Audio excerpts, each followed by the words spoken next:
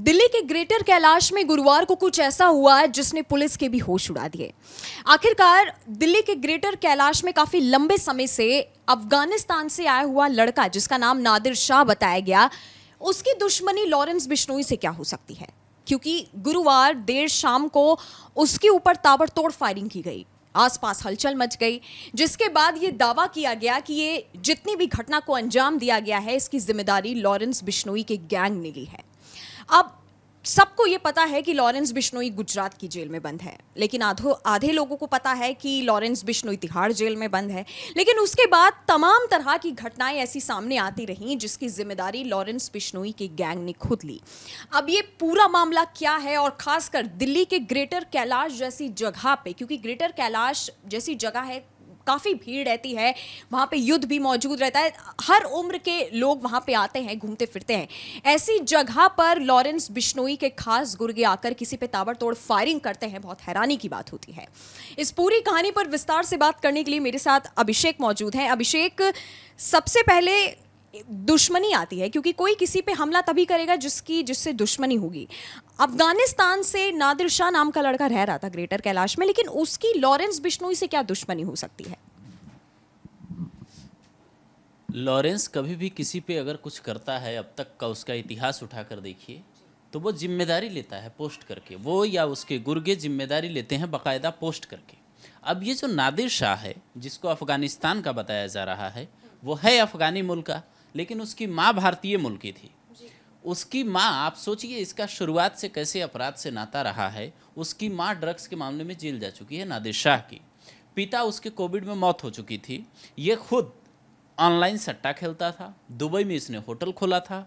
उसके बाद ग्रेटर कैलाश जो पॉश इलाका है दिल्ली का, वहाँ पे इसने एक जिम खोला था और जिम संयुक्त रूप से चला रहा था। इसके कई पार्टनर थे।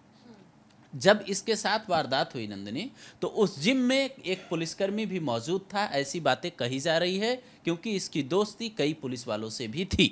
लेकिन लॉरेंस ने इस पे इतना बड़ा हमला करवाया क्यों? इसके पीछे वजह है रोहित चौधरी।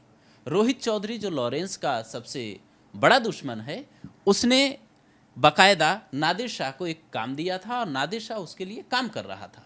ये बात जैसे ही लॉरेंस और उसके गुर्गों तक पहुंचती है, ये लोग बाकायदा प्लानिंग करते हैं और इसको जिम के उसी इलाके में करीब रात के 10:45 बजे पुलिस को फ़ोन जाता है कि ये इस इलाके में ऐसी ऐसी वारदात हुई है, 5-6 राउंड फायरिंग हुई है। उसके बाद इसको हॉस्पिटल ले जाया जाता है, मैक्स हॉस्पिटल, लेकिन वहाँ इसकी मौत हो जाती है।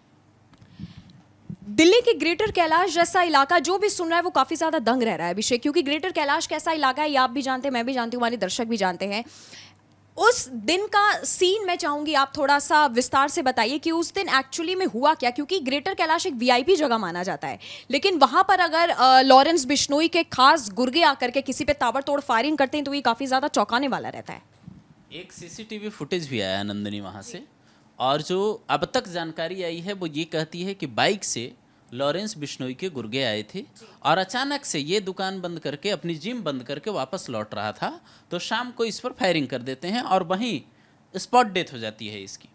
उसके बाद जब ये कहानी खुलती है, जब पुलिस को पता चलता है, बाद में जब ये बात जाती है, चूँकि अफ़गानी मुल्क का ये है, दूसरे देश से नाता जुड़ा हुआ है, तो तमाम चीज़ें होती है, तमाम कागजी प्रोसेस होते हैं, और उसके बाद ये पता चलता है कि इसकी जो दुश्मनी थी, क्योंकि इस केस में कई सारे एंगल हैं, पुलिस को जांच करने के लिए सिर्फ ये नहीं है कि लॉरेंस से दुश्मनी थी इसलिए इसके साथ ऐसा हुआ। हो सकता है ये रोहित चौधरी के साथ काम करता था जो बड़ा गैंगस्टर है, तो हो सकता है कि कुछ और भी इसके कनेक्शन खुल कर आए, जैसे अभी रोहित का नाम आया, हो सकता है किसी और का नाम सामने आए। तो अभी ये जांच का विषय है कि वहाँ जो हुआ है उसकी जांच दिल्ली पुलिस की स्पेशल टीम कर रही है। बाकायदा इस केस में गिरफ्तारी भी कुछ हुई है और कई गिरफ्तारी बाकी है, ऐसी जानकारी अब तक मिली। नादिर शाह, जिस तरह से आपने बताया कि उसकी कोई दुश्मनी ऐसी हो सकती है, अफगानिस्तान से उसका क्या मेन कनेक्शन निकल करके पुलिस के सामने आया है? क्या ऐसा हो सकता है कि अफगानिस्तान में कुछ ऐसा इलीगल काम नादिर शाह कर रहा हो जिसका नुकसान लॉरेंस बिश्नोई को उठाना पड़ रहा हो? नहीं, जो मैं बता रहा था ना कि ये अफगानिस्तानी मूल का है बस। अब पैदा ये यही हुआ है, पैदा यही हुआ है हिंदुस्तान में, ऐसी जानकारी है बाकायदा गूगल पे। और जो इसने जो गलती की है, मतलब जो लॉरेंस से कहिए दुश्मनी हुई है, वैसे तो दोनों माफिया हैं, तो गलती तो आप क्या ही कहेंगे, दोनों ही गैंगस्टर हैं, माफिया हैं, माफिया की मदद करने वालों को भी माफिया ही कहिए। तो ये जो इसने किया है, ये गलती इसकी वही है कि रोहित चौधरी वाली जो कहानी है, आप बाकायदा इस केस में देखेंगी कि जो लॉरेंस का खास रोहित गोदारा है वो इस केस की जिम्मेदारी लेता है, फेसबुक पे पोस्ट करते हैं अपने पुराने ही अंदाज में, जिसके बाद लोगों को मूसेवाला केस की याद आ जाती है और तमाम उन केस की याद आ जाती है जब ये लोग इस तरीके से जिम्मेदारी लेते हैं। जिस तरह से अभिषेक बीते पिछले महीनों में, बीते दिनों में, या मैं कहूँ बीते घंटों में, उन सारे, अभी उसकी चर्चा करूंगी उस सारे कांड की, जिस तरह से लॉरेंस बिश्नोई का सबको पता है कि गुजरात जेल में बंद है, लेकिन आखिरकार कोई भी कितना भी बड़ा माफिया हो या कोई भी कितना बड़ा गैंगस्टर हो, आप समझ सकते हैं गुजरात जेल से बैठ करके इतनी बड़ी घटनाओं को अंजाम देना कि जहां मन करे वहां पे आप ताबड़तोड़ फायरिंग कर दीजिए, या जिससे आपकी दुश्मनी उससे आप बदला लेने चले जाएं। इस तरह से लॉरेंस बिश्नोई का गैंग किस तरह से ये सब मैनेज कर पाता है? ये तो मतलब कोर्ट को भी समझ नहीं आ रहा है, आप पुलिस छोड़ दीजिए। मैं ये कह रहा हूँ कि आप गुजरात के साबरमती, गुजरात के जिस जेल में वो बंद है, वहाँ से दिल्ली की दूरी करीब 1000 किलोमीटर है। आप 1000 किलोमीटर दूर और 1000 किलोमीटर भी छोड़ दीजिए, 7 समंदर पार जो उसके गुर्गे बैठे हैं, गोल्डी बराड़ और तमाम गुर्गे, उन लोगों से वो कैसे कांटेक्ट करता है? आप सोचिए मूसेवाला केस में क्या हुआ था। मैं उसकी कहानी के जरिए इसको समझाने की कोशिश करता हूँ। आखिर ये जो गोल्डी बराड़ था, इसने बाकायदा लॉरेंस के कहने पर वो प्लान तैयार किया, यहाँ लड़कों को तैयार करवाया, उनको सामान उपलब्ध करवाए गए और उसके बाद उनके बचने का स्केप प्लान भी इन लोगों ने तैयार किया। प्लान ए और प्लान बी दोनों तैयार था। इस केस में भी जहां तक लगता है वो यही हुआ होगा। अब लॉरेंस बात कैसे करता है, गैंग कैसे ऑपरेट करता है, उसके पास फ़ोन होना कोई बड़ी बात नहीं है। वो बाकायदा लाइव इंटरव्यू दे चुका है टीवी पे और उसके बाद वो कोर्ट में मुकदमा चल रहा है। यहाँ तक कि कोर्ट ने अभी कल ही ये कहा है कि नीचे के अधिकारियों पर ही नहीं, उच्च अधिकारियों पर भी मुकदमा दर्ज होना चाहिए, उन पर कार्रवाई होनी चाहिए, मतलब एक्शन होना चाहिए। कोर्ट का ये कहना है कि उच्च अधिकारियों पर भी एक्शन होना चाहिए। अब सवाल यही है कि आपके देश में जो देश की सबसे सुरक्षित जेलों में से एक है, वहां से बैठकर लॉरेंस बिश्नोई इतना बड़ा गैंग ऑपरेट कर रहा है।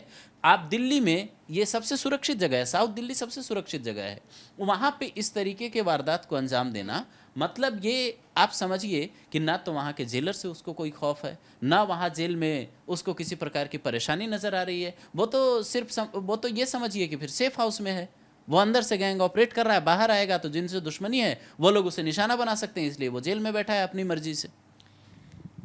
जिस तरह की घटना हालांकि पिछले महीनों में हमने देखी है, जिस तरह की घटनाएं बीते महीनों में निकल करके सामने आई, हर किसी के मन में आखिरकार ये सवाल होता है कि जब कोई भी माफिया, कोई कितना बड़ा गैंगस्टर हो, इतने सालों से अगर वो गुजरात जेल में है, उसको यहाँ तक कि दिल्ली जेल में रखने से भी मना कर दिया गया था कि हम यहाँ नहीं रखेंगे, उसको आप गुजरात जेल भेज दीजिए।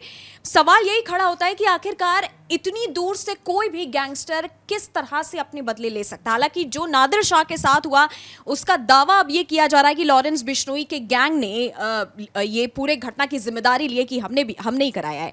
हालांकि आपको याद होगा कि बीते कुछ घंटे की खबर है चंडीगढ़ से जो आई थी, जहां पे कारोबारी ने सेक्टर 8 से पुलिस को फोन लगाया और उसने कहा था कि मुझे लॉरेंस बिश्नोई का खुद फोन आया और उसने मुझसे 15 लाख की फिरौती मांगी है। एक कांड ये लॉरेंस बिश्नोई के नाम पे हो गया, जिसके बाद पुलिस एक बार फिर से सक्रिय हो गई और ये जांच में लगी हुई है कि जब गुजरात जेल में लॉरेंस बिश्नोई बंद है तो आखिरकार उसका उस चंडीगढ़ के कारोबारी से क्या कनेक्शन है जो वो फिरौती मांगता है।